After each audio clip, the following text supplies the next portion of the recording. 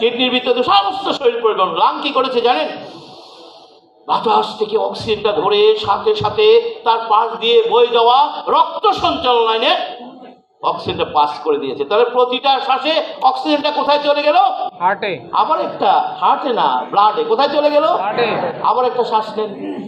এবার একটু ভাবুন ঘটনাটা কি ঘটেছে, কখনো ভাবেন না কিন্তু।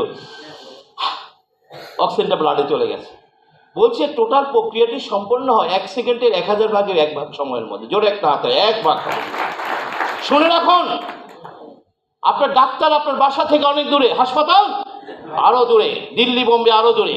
আপনার নেচার যদি আপনার সাথে বিট্রে করে, ঘরে চৌকাঠ পেরোতে পারবেন না। নেচার বিট্রে করে না বলেই ডাক্তার সুযোগটা গ্রহণ করে। Message clear?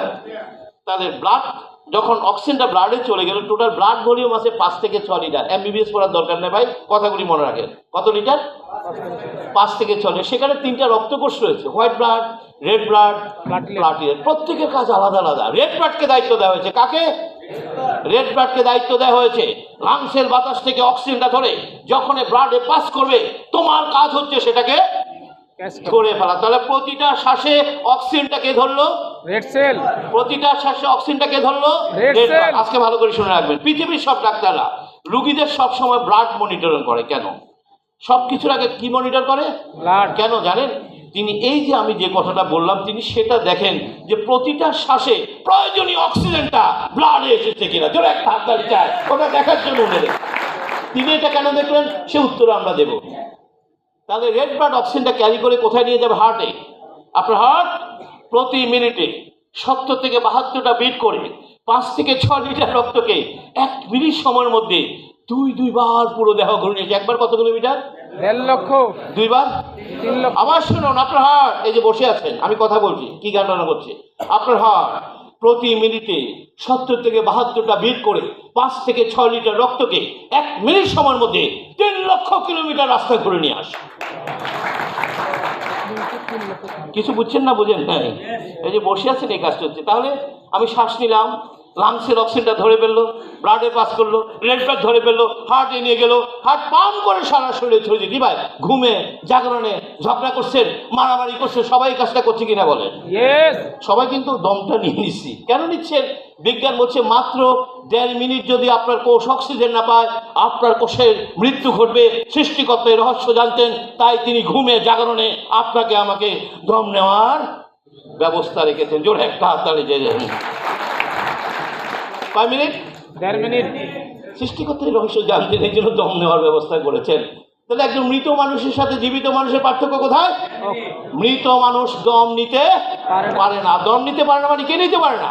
অক্সিজেন। তার মৃত্যু ঘটেছে অক্সিজেনের অভাবে। সবচেয়ে বেশি অক্সিজেন দরকার ব্রেন সেলের। কিছু কথা জেনে রাখেন। বলছে মাত্র 4 মিনিট যদি আপনার মস্তিষ্কে কোষ অক্সিজেন না পায়, আপনি স্ট্রোক করে যাবেন। 4 মিনিট যদি হার্ট সেল অক্সিজেন না পাবে, হার্ট অ্যাটাক করে যাবেন। এই জন্য স্ট্রোক এবং হার্ট অ্যাটাকের রোগীদেরকে ডাক্তাররা কম বাঁচাতে পারে। কারণ কি? সবচেয়ে বেশি অক্সিজেন কার দরকার? ব্রেন। ব্রেনকে বলা হয় স্পিকার অফ দি বডি। ব্রেনের ইশারা ছাড়া চোখের পাতা নড়বে না, হাতের আঙ্গুল নড়বে না, বডির কোনো অংশ কাজ করবে না। ব্রেনের নির্দেশনায় হোল বডি পরিচালিত হয়। এই জন্য দেহে যখন অক্সিজেন স্বল্পতা হয়, সবচেয়ে বড় ঝুঁকিতে কে থাকে? ব্রেন।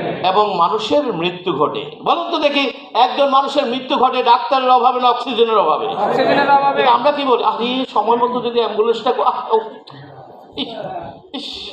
আবার ডাক্তার টাইমলি কেন নিয়ে আসলেন না? আপনারা যে কেন দেরি করেন না?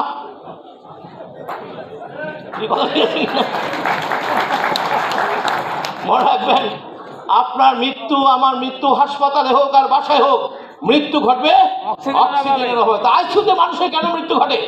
সেখানে কি অক্সিজেনের অভাব ছিল? সেখানে কি ডাক্তারের অভাব ছিল? কেন মৃত্যু ঘটলো? কারণ আইসিইউর ভিতরে তিনি কি খেতে পারেননি? অক্সিজেন। মানুষটির মৃত্যু ঘটেছে অক্সিজেনের অভাবে। এখন কি অক্সিজেন খাচ্ছেন ভাই? টাকা পয়সা দিচ্ছেন? একদিন যদি কোনো কারণে অ্যাপেলোর মতো জায়গায় অক্সিজেন খেতে হয়, আপনাকে 60,000 টাকা দিতে হবে। No treatment. কোনো ট্রিটমেন্ট হবে না। শর্ত কি? শুধু অক্সিজেন খেতে। আপনি ডাক্তার কি করবে জানেন?